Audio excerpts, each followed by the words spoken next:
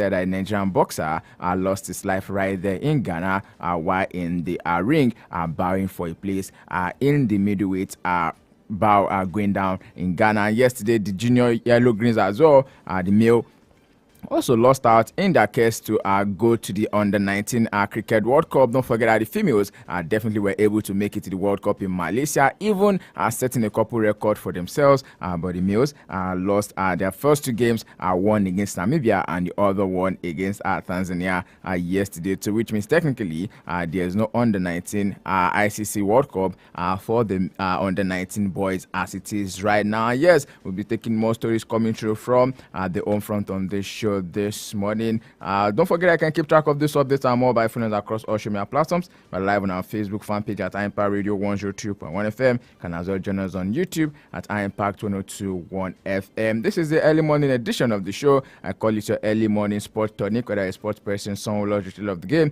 or maybe an athlete yourself. This is the right place for you to be. I'll be back here later this evening between 6 p.m. down to 7 p.m. on the Sport Top Show, where we do 1 hour of banter, 1 hour of reach, 1 hour of views, reviews, and all of the interviews just the way you like it. To the switch of the back of the net, we get the show on the road, and we start with us coming through from the junior yellow greens after suffering their second defeat yesterday.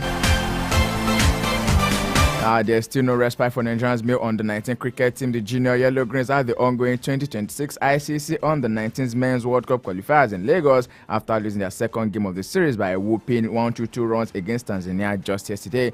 Playing in front of the home fans at the Tafa Balewa Cricket Oval Onikon, Coach Daniel Gim's side needed a win against Tanzania to revive their chances of picking the sole ticket from the series, but they slipped to another damaging defeat after losing their opening match against Namibia just Friday. The Tanzania won the toss and opted to bat in the first innings with their captain Lash Bakrania leading the charge with 44 runs off 79 balls. And as at the break, Tanzania puts 154 runs on the board for the loss of 10 wickets in 47.2 overs.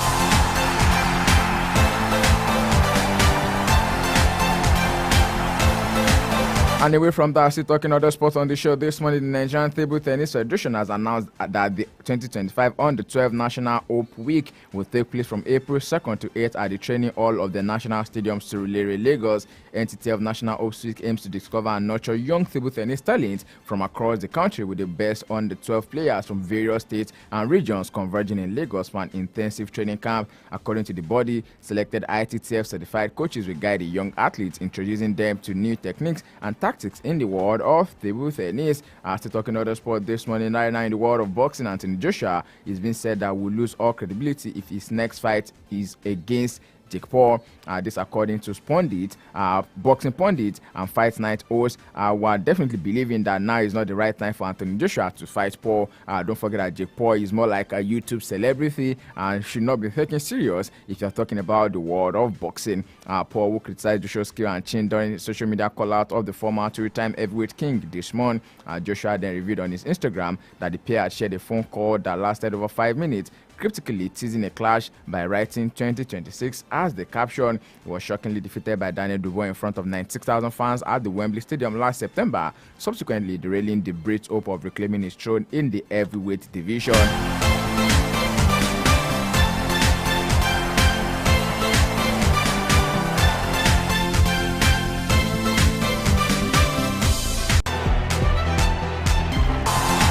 And before we go from the home front this morning, it's been said that the Commonwealth Fencing Federation has formally awarded the hosting rights for the 2026 Commonwealth Fencing Championship to the Nigerian Fencing Federation ahead of Australia. A few months after giving the country the provisional hosting rights, the final nod makes Nigeria the first sub-Saharan nation to stage the tournament, having also become the first to host a Junior EP World Cup, which was held in Lagos last December. In a letter issued last Thursday, March 27, and was signed by the CFF President Marie-France Dufault and addressed to all member nations, was resolved by a majority decision of the board to award the hosting rights in Nigeria after reviewing the technical committee report. It's been said that the president of the Nigerian Fencing Federation, Adeyinka Samuel, described the trust reposed in Nigeria as a major boost to the fortunes of fencing in the country and appealed for more support from both the public and the private sector for the sport.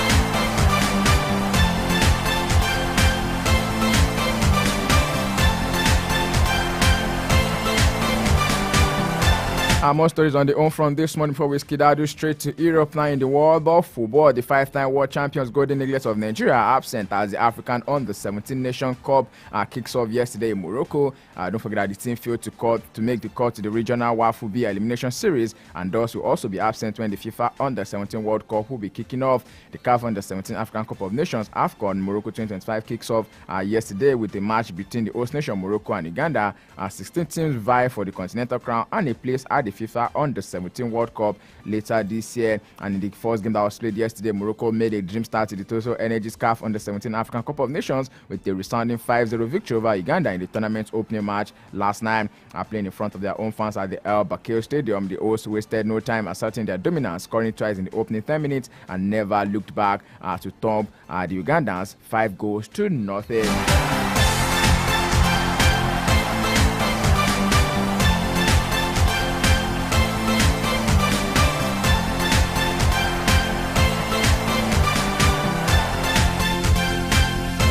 And as I mentioned at the start of the show, it was a shocking news coming through yesterday where it was being said that Nigerian boxer Gabriel Oluwasegun Olanrewaju collapsed in the ring before he was pronounced dead. On Saturday, the 40-year-old fighter was competing against Ghanaian boxer John Mbagunu, known as Power, in the undercard bout of the Ghana's Professional Boxing League at the Bukom Boxing Arena on Saturday night when the tragic incident occurred. And in the viral clip that is currently making the rounds, the fight captured the dramatic moment as both fighters exchanged powerful punches before Olanrewaju suddenly staggers and falls to the canvas. Initially, the referee and the timekeeper thought it was a knockdown, but it quickly became clear that something was terribly wrong.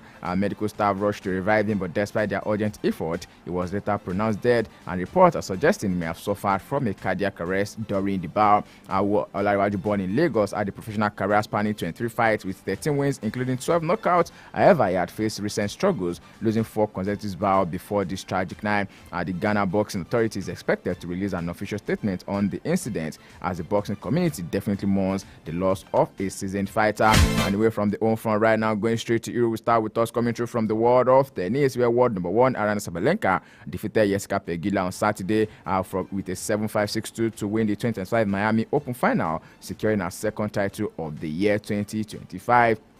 The Belarusian star showed her resilience and skill coming from behind in the first set after trailing 3-2, as she then found her rhythm, winning crucial points to take control of the match. Pegula, however, put up a strong fight. The American fought back from 5-2 down, taking advantage of the Sabalenka struggle with her serve, and this definitely forced the tense finish to the opening set. But Sabalenka kept her composure with four consecutive games and a sealed the victory. With the win right now, Sabalenka reinforced her status as the top player in women's tennis, showing her determination to achieve even more success this season. I'll wait to see how this season definitely will be unfolding in the world of tennis. Well, that is not all. We also got some outtakes coming through from the world of tennis. Still right now in the ATP, where teenager message denies Djokovic his 100th title in Miami. Come on, guys. No one saw this coming. If you tell me you've seen this coming, then I will not call you an octopus, but I'll rather say you're lying.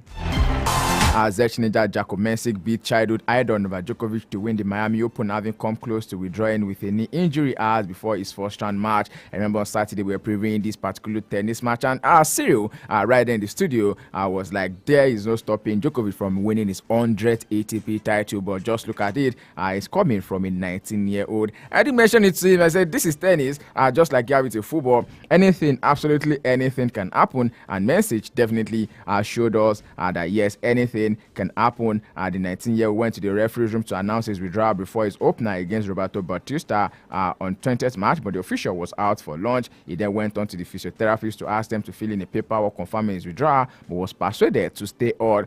Just look at it. Look at how God was going to do it for him. Mensik withdrew just to start on his run to the final, which included victories over British number 1 Jack Draper and 4th seed Taylor Fritz, clinching his first ATP third title with a 7-6, 7-6 win over Serbia's Djokovic on a sticky, humid night right there in Florida. Djokovic, on the other end, a 24th-time Grand Slam champion, had been bidding to become just the third man in the Open era to win 100 singles title. However, the 37-year-old will have to wait one more because of this loss to Mensik, who is just 10 months old when Djokovic won his first title in 2026.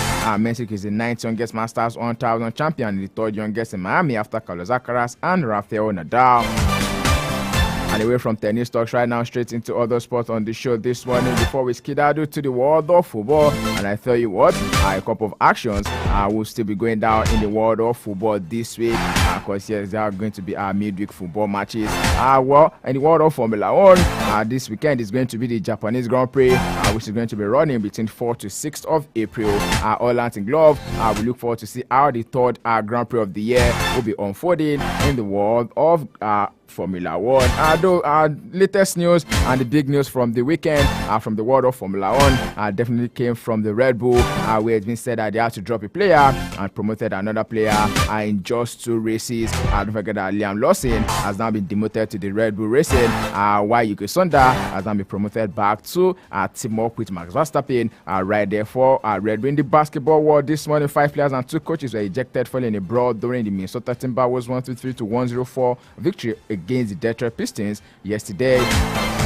The highly charged contest in Minneapolis broke into a physical altercation early in the second quarter when Minnesota's Naz Reid reacted to being bumped by Detroit's John Holland during a dribble. As the 2 players squared up to one another, a member of both teams got involved and the exchange quickly descended into a melee, which spilled into the spectator seat at the courtside. Team officials attempted to break up the players as some spectators deserted their seats, and even after the fight was broken up, tensions remained high as the players from both teams continued verbal attacks on one another.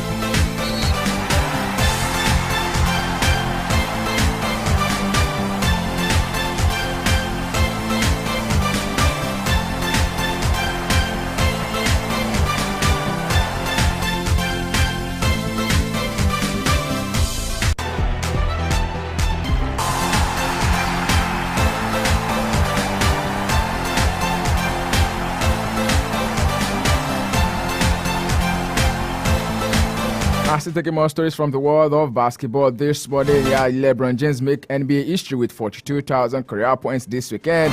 LeBron James has now become the first player in the NBA history to score 42,000 career points, reaching the milestone during the Los Angeles Lakers game against the Memphis Grizzlies on Saturday night. Lakers star with 40-year-old hit the record in the first quarter, scoring 8 points, grabbing 1 rebound, providing 3 assists, and making 1 steal in his first 13 minutes on the court. The Lakers celebrated his achievement with a post on social media saying 42,000 regular season points and still counting.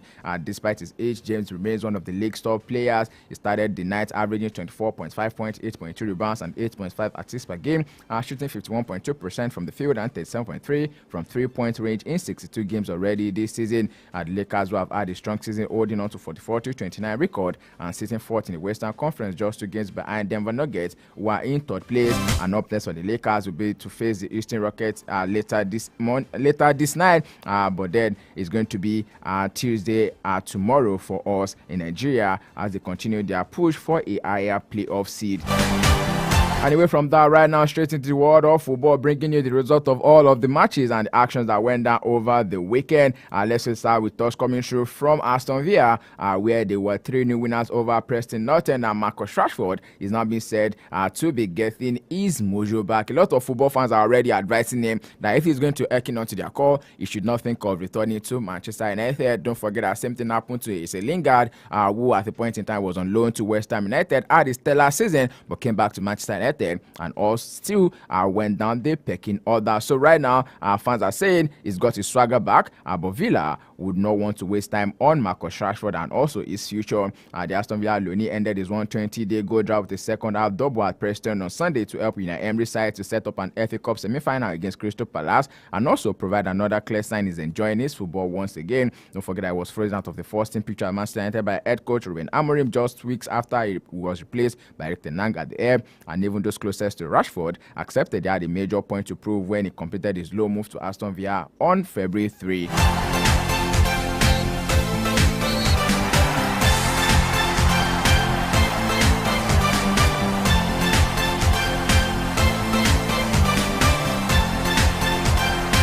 I'm bringing you the loan of all of the matches that went down in the English FA Cup over the weekend. The FA Cup now seems to have its sparkle back, but could Manchester City be party poppers and prevent a fairy tale ending? 7-time winner City will be aiming to reach their 3rd consecutive final when they face Nottingham Forest at Wembley on weekend of 26 to 27 of April as part of the intriguing last 4 lineup. Without most of the Cup's traditional heavyweight, City are the only team in the semi-finals with any recent record of success in the oldest national football competition in the world.